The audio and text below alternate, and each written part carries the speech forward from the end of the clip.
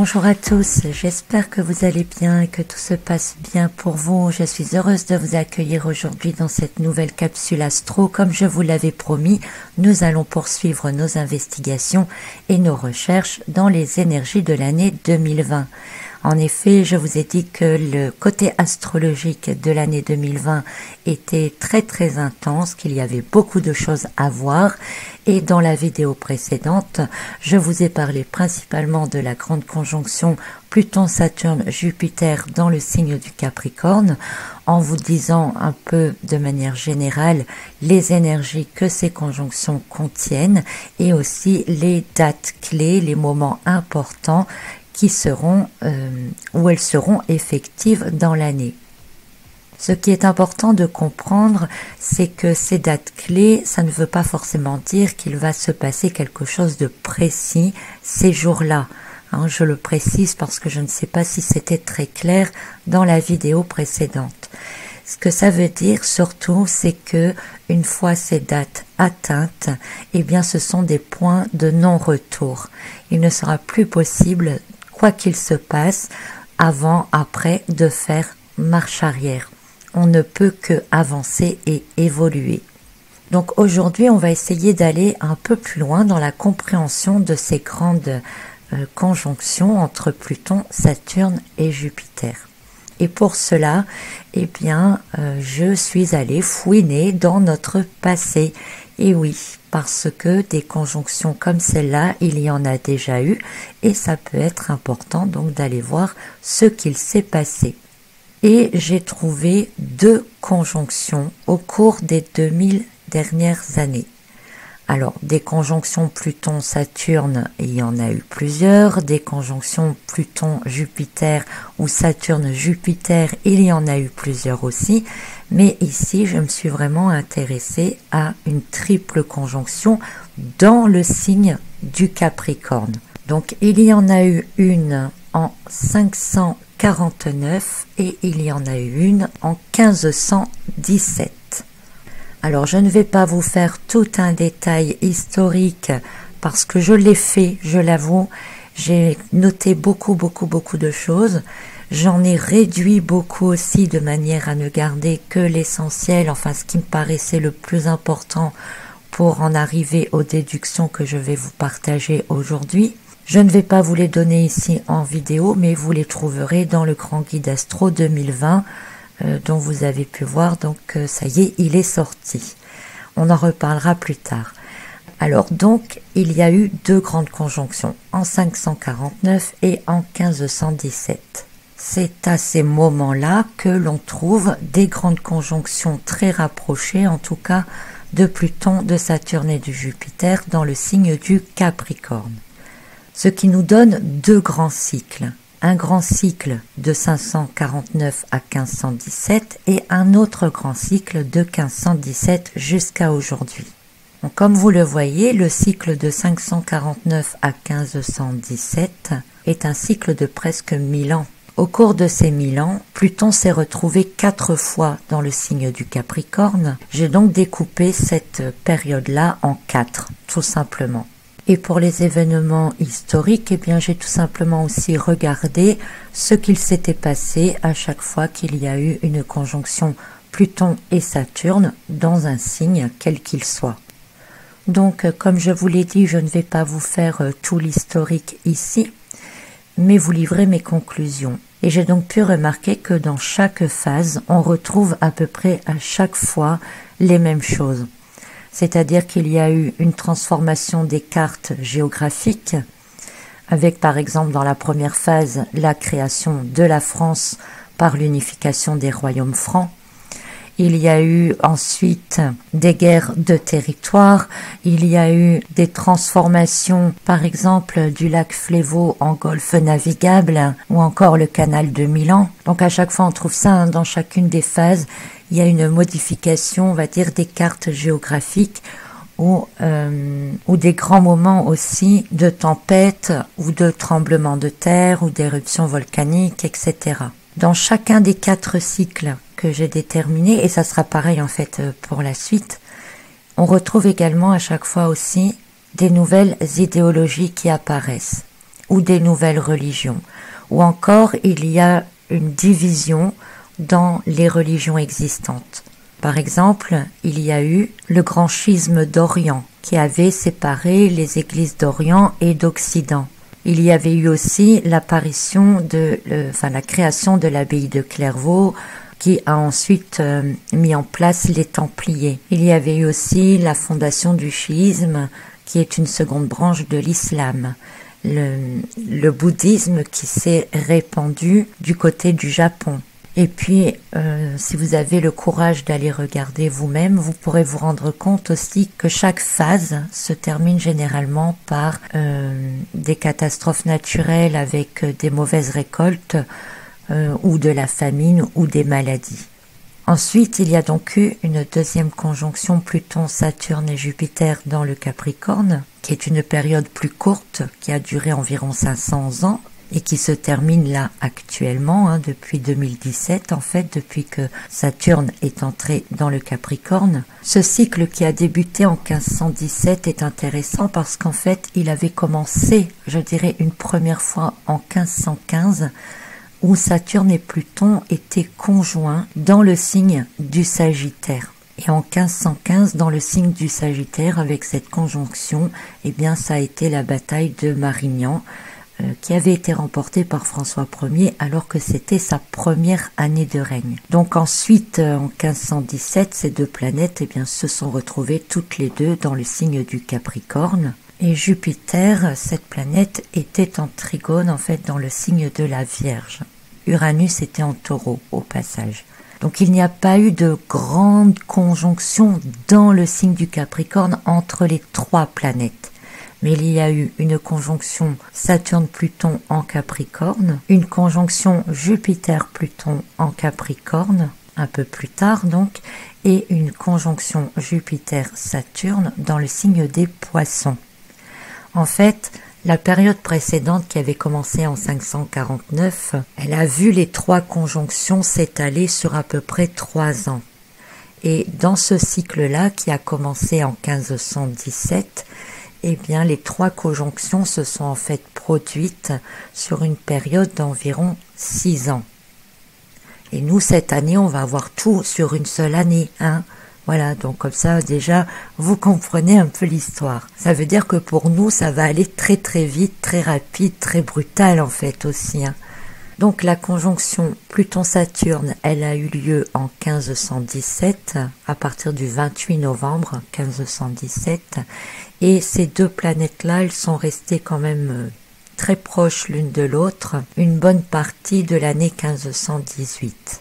J'en parle un petit peu plus précisément peut-être ici parce que c'était l'apparition, la naissance, on va dire, du protestantisme par Martin Luther, qui se rebelle contre l'Église parce qu'il trouve que l'Église est trop attirée, centrée par l'envie de pouvoir et l'envie d'argent.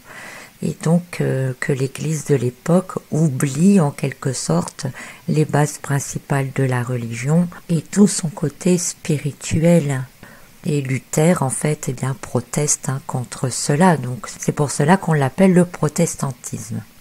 On voyait en début de période ici aussi, on a à nouveau une division dans la religion avec vraiment deux courants très forts l'un et l'autre. Et le courant du protestantisme qui est en train de naître va bien sûr évoluer et progresser au cours des années suivantes. Qu'est-ce qu'on a eu ensuite? Parce que Saturne et Pluton sont restés dans le Capricorne jusque fin février 1520.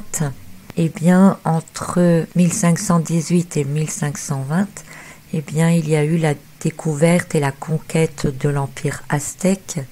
Il y a aussi eu le début du tour du monde de Magellan et Charles Quint qui est devenu empereur du Saint-Empire romain germanique. Je le dis aussi, je ne voulais pas vous faire de détails historiques, mais d'après ce que j'ai compris, Charles Quint est devenu empereur parce qu'il a été mis en place, on va dire, par le pouvoir de l'argent. C'est-à-dire qu'il avait des appuis financiers qui ont aidé à ce que ce soit lui qui soit mis à la place de l'empereur. Je m'excuse auprès des historiens parmi vous, Hein, l'histoire, c'est pas mon domaine. J'essaye d'y trouver des indices et d'y comprendre des choses. Et je suis pas toujours sûre d'y comprendre vraiment quelque chose. Ensuite, en novembre 1521, Jupiter est entré dans le signe du Capricorne et il a donc fait sa conjonction avec Pluton. Saturne, lui, était dans le Verseau et Uranus était dans le signe du Taureau. Neptune était aussi en Poisson. Et cette configuration-là, eh bien, c'est ce que nous allons avoir au cours de l'année. C'est-à-dire qu'entre le mois de mars et le mois de juillet, nous aurons Jupiter et Pluton qui seront conjoints dans le signe du Capricorne. Nous aurons aussi Saturne qui sera à l'entrée du Verseau. Uranus est en Taureau, il y est depuis 2018-2019, et Neptune qui est en Poisson depuis 2012. Donc on va avoir la même configuration cette année pendant 3 mois qu'en novembre 1521. Donc on est toujours dans notre triple conjonction, parce que je vous ai dit qu'elle avait commencé en 1517 et qu'elle allait jusqu'en 1524. Donc en 1521, on est encore dans cette grande triple conjonction. Donc c'est en 1521 que Magellan découvre les îles Mariannes, les Philippines, qu'il y a eu une épidémie de variole au Mexique. C'est aussi en 1521 qu'il y a eu un nouvel empereur en Chine, alors que pendant ce temps-là, il y avait une crise agricole en Europe en 1521 et 1522, des très mauvaises récoltes entraînant de la famine, mais aussi que Martin Luther a été excommunié et que ses thèses sont condamnées. Ce fut également l'année du début de la guerre entre la France et l'Empire. La peste a ensuite gagné Chalon-sur-Marne. C'est aussi une année au cours de laquelle les imprimeurs devaient soumettre leur production à l'examen du Parlement de Paris. Donc est-ce que c'était une répression du droit d'expression et de l'information? Je ne sais pas trop. Enfin bref, voyez, il s'est passé donc beaucoup de choses cette année-là. Et ensuite, en 1522, eh bien, c'était le retour de Magellan, la reconstruction de Mexico, la révolte des Noirs à Haïti, la mise en place qui a commencé à se développer davantage du protestantisme. La 6e guerre d'Italie, eh bien, elle était en route. Il y a eu également de nouveaux impôts, de nouvelles taxes. Et ensuite, eh bien, Jupiter a quitté Pluton dans le Capricorne pour aller entrer et rejoindre Saturne qui était dans le signe du Verseau. Et c'est ce que nous aurons aussi cette année, à partir du 20 décembre 2020.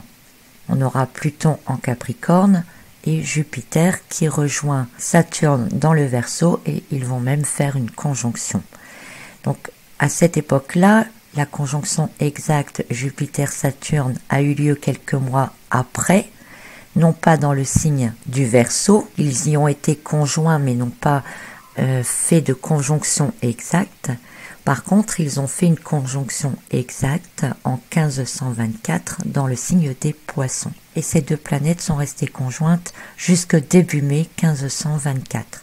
Quand je dis conjointe, c'est dans le signe des Poissons. Qu'est-ce qu'on a eu entre 1523 et 1524? Bien d'abord, il y a eu un hiver très froid. Est-ce que c'est Pluton qui a beaucoup chauffé pendant quelques années avec la présence des deux grandes et puis que d'un seul coup il se retrouve tout seul dans le signe du Capricorne? Pourquoi pas? Bref, il a fait très froid cet hiver-là. Et puis en 1523, il y a également eu la réforme protestante. Les évangiles ont été traduits en français. Et puis en 1524, on a eu la découverte de la baie de New York. En France, il y a eu des crues importantes. Et puis aussi un incendie qui a détruit plus de 1500 habitations à Troyes. Donc vous voyez, au cours de cette période-là, eh bien, on retrouve encore donc les divisions religieuses, les nouvelles cartes géographiques avec la découverte de la baie de New York et puis du Mexique. Et puis encore une fois, eh bien, les trois années qui ont suivi Ces 6 ans de conjonction ont été également marqués par des mauvaises récoltes, la peste ou le choléra, des tremblements de terre. On a également installé les Juifs en terre d'Israël. Enfin, on a quand même fait un truc bien à cette période-là, hein. Enfin, pour moi, c'est que on a amené le chocolat en Europe. Voilà. Donc, cette période-là, elle était sur 6 ans, hein, mais tout ce qui s'y est passé a marqué le reste.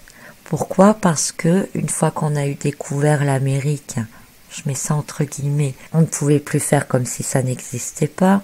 Une fois que le protestantisme était né, on ne pouvait plus faire comme s'il n'existait pas. Donc au cours de ces 6 ans, qu'est-ce qu'on trouve? Eh bien, on trouve du mécontentement, on retrouve de la lutte contre le pouvoir qui est en place, on retrouve l'apparition de nouveaux courants de pensée, la découverte de nouveaux territoires, on a des changements climatiques, il y a le pouvoir de l'argent, il y a des guerres et des destructions et il y a des constructions. Et tout ça, eh bien, ça fait bien partie, n'est-ce pas, du signe du Capricorne. Donc ça, c'était pour les 6 années. Qu'est-ce qui s'est passé dans la suite? Eh bien, j'ai découpé cette période de 500 ans en 2 périodes. Dans la première, de 1524 à 1762, on retrouve la 8e guerre de religion qui oppose les catholiques et les protestants. Donc vous voyez, ce qui a été mis en place au moment de la conjonction s'est développé ensuite. Et ici, ça a tourné en guerre de religion. Il y a également eu la guerre des 30 ans, dont le traité de Westphalie d'ailleurs a eu lieu aussi lors d'une conjonction Saturne-Pluton quand c'était dans le signe des Gémeaux. Il y a aussi eu la guerre des 7 ans qui était un conflit mondial en 1750 lorsque la conjonction était dans le Sagittaire. On a découvert les théories de Copernic sur l'héliocentrisme, donc de nouveaux courants de pensée qui ont aussitôt été rejetés par l'Église.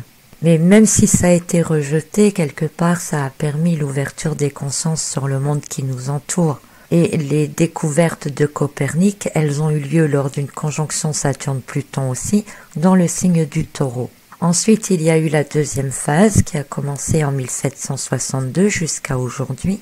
Donc en 1762, Pluton était repassé dans le signe du Capricorne jusqu'en décembre 1778. Et au cours de cette période, eh bien, on a eu quoi? On a eu la guerre d'indépendance aux États-Unis, on a eu la guerre russo-turque, on a eu la Révolution française. Enfin, c'était pas très longtemps après, en tout cas. Notez que la Révolution française, elle s'est produite juste après, enfin 1 an ou 2 après, une conjonction Saturne-Pluton dans le signe des Verseaux.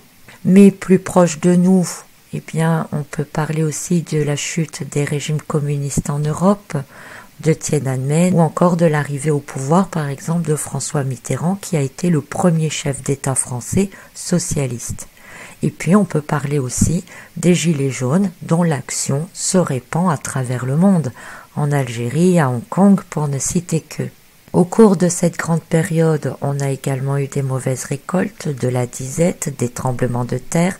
Notez que les tremblements de terre, c'est souvent à Haïti. On a découvert et massacré les Inuits. On a eu une peste en 1770 qui a fait plus de 160 000 victimes. C'était lors d'une conjonction entre Pluton et Jupiter dans le Capricorne.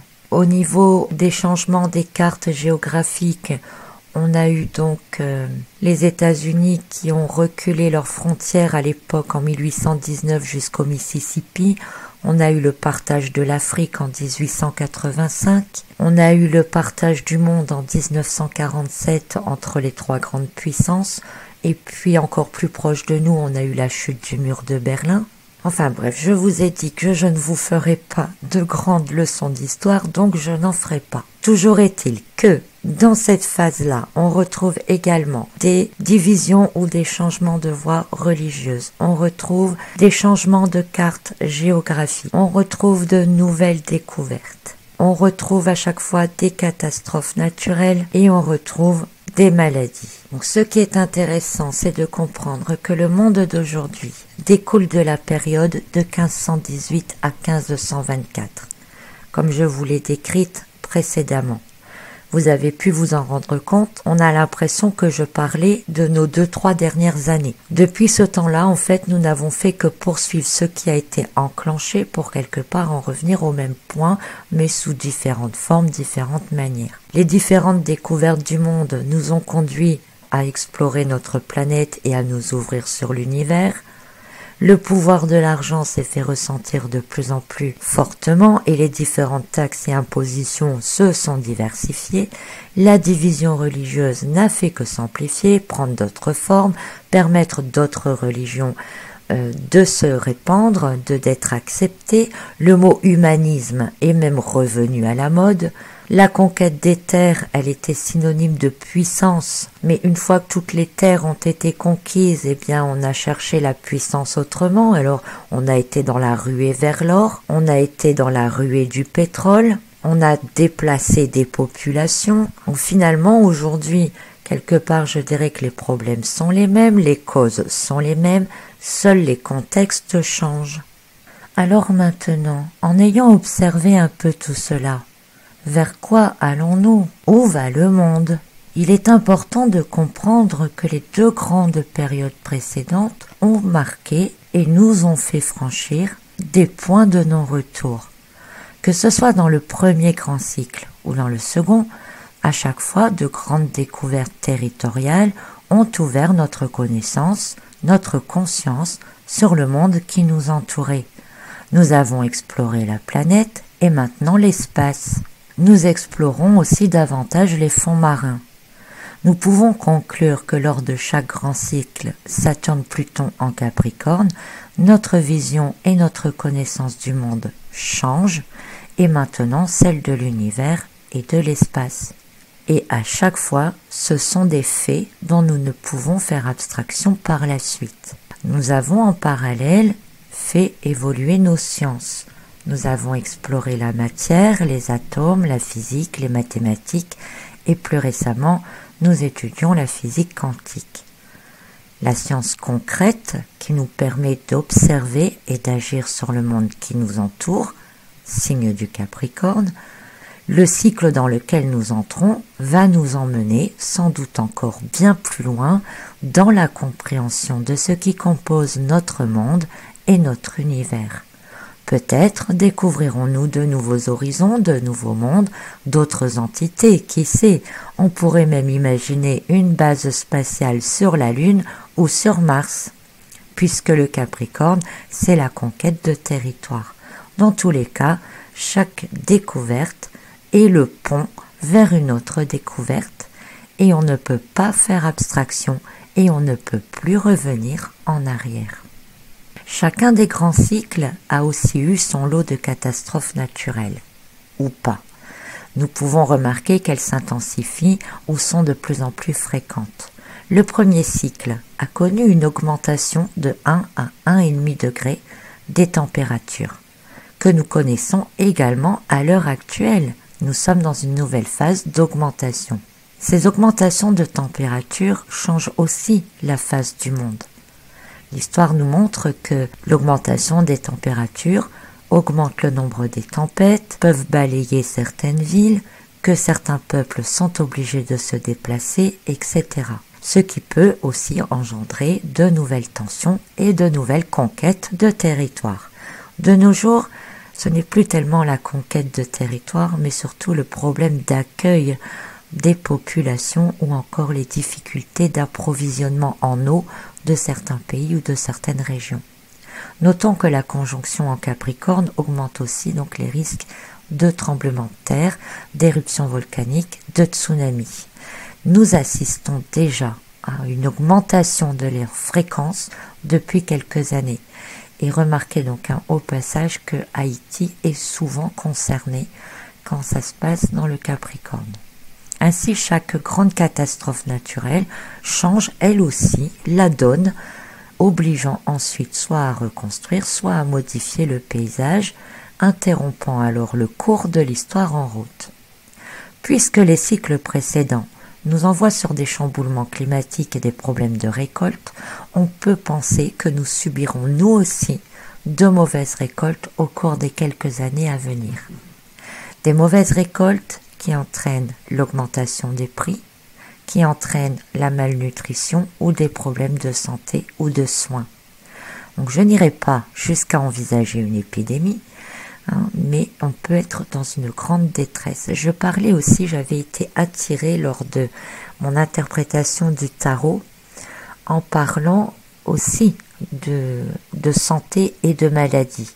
Donc je ne sais pas pourquoi je retombe 2 fois sur ça, mais notons quand même que ces dernières années, on a vu certaines épidémies pour lesquelles on s'est empressé de créer des vaccins, mais on a aussi eu l'émergence du sida, le développement du cancer, de la maladie d'Alzheimer, etc.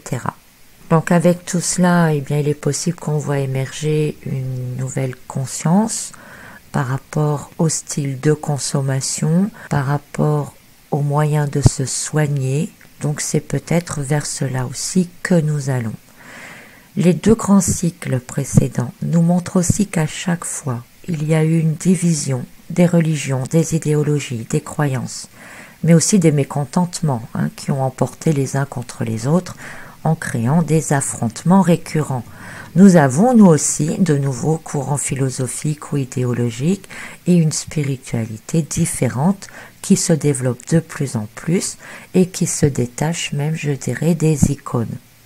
Une nouvelle grande division qui pourrait voir le jour, autant donc dans les courants philosophiques, religieux et spirituels qu'entre les gouvernants et les peuples. Chaque période a aussi eu sa quête de pouvoir. D'abord la conquête des territoires, l'Empire romain, et puis il y a eu la conquête de l'or, il y a eu la conquête du pétrole, et demain, ça sera quoi notre ruée à nous?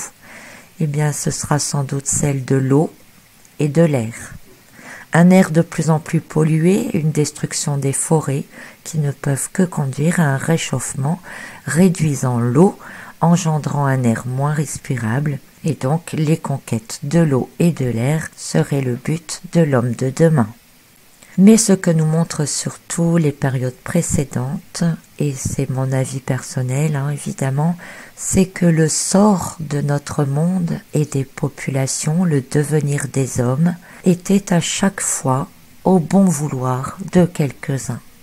Jamais au cours de ces périodes, nous voyons un événement décidé ou mis en place par le peuple lui-même, mis à part peut-être Martin Luther qui a vraiment lutté pour imposer le protestantisme. Enfin, encore une fois, c'était un homme qui avait décidé d'imposer le protestantisme aussi à tout le monde.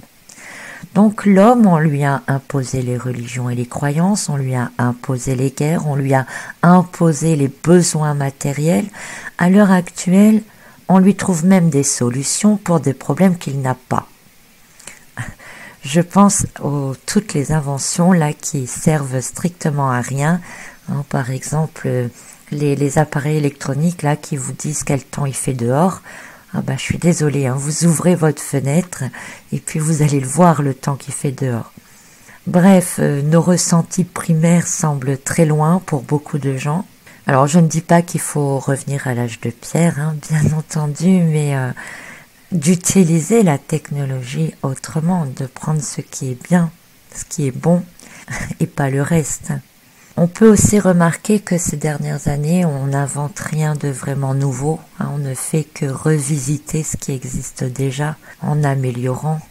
Alors, au cours de l'année, on aura aussi un carré entre Saturne et Uranus qui sera effectif en 2021 et 2022, qui peut déclencher en plus donc des violentes réactions, des colères, des réactions importantes qui peuvent aussi marquer un tournant dans notre année et pour le reste du cycle. Mais ce carré, il peut aussi provoquer une accélération du déploiement des technologies. Donc je dis ça parce que je pensais là à l'appareil qui vous donne la météo là. Eh bien ça peut donner quoi ce carré là en cours d'année? Ça peut être un déploiement intensif de la 5G et aussi le début du développement de la réalité virtuelle. Alors c'est une toute autre dimension et je suis absolument incapable de vous dire jusqu'où ça peut aller. Mais ça va s'intensifier. il nous sera presque impossible, je dirais, de faire la différence. Mais ça reste mon avis, hein, bien entendu. Mais je pense ici au développement des hologrammes, qui paraît évident. Et aussi, de plus en plus, les assistants personnels. Hein, tous les Google Home, là, les... comment elle s'appelle, Alexa et tout le bazar, là.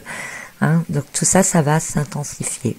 Donc rappelez-vous, principalement que le nouveau cycle marque toujours un point de non-retour. Lorsque le protestantisme est apparu, on ne pouvait plus le désinventer. Quand la peste est apparue, il était impossible de l'ignorer. Quand les nouvelles terres, nouveaux continents, nouveaux peuples ont été découverts, on ne pouvait pas revenir aux cartes du monde précédentes.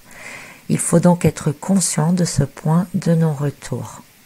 Et donc si eh bien, on met en place cette réalité virtuelle, un monde virtuel, mais un monde qui existe bien, un monde dont l'utilisation peut être utilisée à bon ou à mauvais escient, une réalité virtuelle, d'accord, certains d'entre vous vont peut-être sourire, mais dans laquelle il se passera des choses bien réelles. Et si on ne sait plus faire la différence entre les deux, eh bien, je ne sais pas où ça peut nous mener. Franchement, j'en sais rien. Je lance des pistes. Donc, ce vers quoi va le monde ne va pas se déterminer du jour au lendemain. Ça va se développer sur plusieurs années. Mais c'est tout ce qui se passera en ce moment qui en sera la base. Nous sommes au point de départ et tout peut être écrit. Nous écrivons l'histoire. L'astrologie, elle n'est pas là pour dire si ce qui va arriver est bien ou pas bien. Elle est là juste pour nous prévenir des énergies qui arrivent, qui sont là et que l'on peut utiliser. Donc tout dépend de ce que l'on va en faire. Donc on peut en faire des choses très très bien aussi. Faut pas toujours voir le négatif. Comprenez bien quand même que lors du premier cycle, les 3 conjonctions s'étaient étalées sur 3 ans, que dans le deuxième cycle, elles s'étaient étalées sur 6 ans, et que pour nous, maintenant, elles vont s'étaler sur 1 année. Donc, pour voir un peu le côté négatif des choses, j'ai envie d'être méchante là maintenant dans l'immédiat, et pour voir un peu ce que ça peut donner sur 1 an de temps, je me suis amusée à écrire une petite histoire en fait de ce qui pourrait arriver. Alors attention, je répète, là je suis un peu dans mon côté noir, je fais des suppositions et des spéculations, je ne dis absolument pas que c'est ce qui va se passer. Mais une telle conjonction sur 1 an de temps, sans parler de la conjonction Saturne-Jupiter dans le Verseau, je parle bien que du gros de l'année, là, avec tout ce qui se passe dans le Capricorne. Eh bien, imaginez, donc si je reprends ne serait-ce que les idées émergentes du grand cycle que nous achevons, eh bien, imaginez qu'en une seule année, nous voyons apparaître un nouveau dirigeant unique, qui semble être la personne idéale à suivre, comme l'a été l'arrivée de François Ier, que sa supériorité par rapport à tout ce qui existe est reconnue, comme Martin Luther affirma la supériorité de l'écriture sur celle du pape, que le pouvoir financier le soutienne, comme Charles Quint qui a été mis au pouvoir grâce à l'argent, que de nouvelles taxes soient imposées ou de nouvelles règles mises en place pour le bien commun, et qu'en parallèle s'élève un contre-courant protestant se rebellant avec de multiples arrestations et accusations, division du peuple, rapport aux dénonciations de l'Inquisition, et faisant naître alors une nouvelle conscience, une émergence de nouvelles vérités, ou plutôt de réalités telle qu'elle était cachée, ou même, pourquoi pas, une nouvelle forme de religion. Ajoutons à cela quelques catastrophes naturelles pouvant déstabiliser les peuples, démunir de nos biens matériels, créant la peur et la frustration avec une sensation d'impuissance. Ouais, je sais, je vais loin, désolé, vous pouvez couper si vous voulez.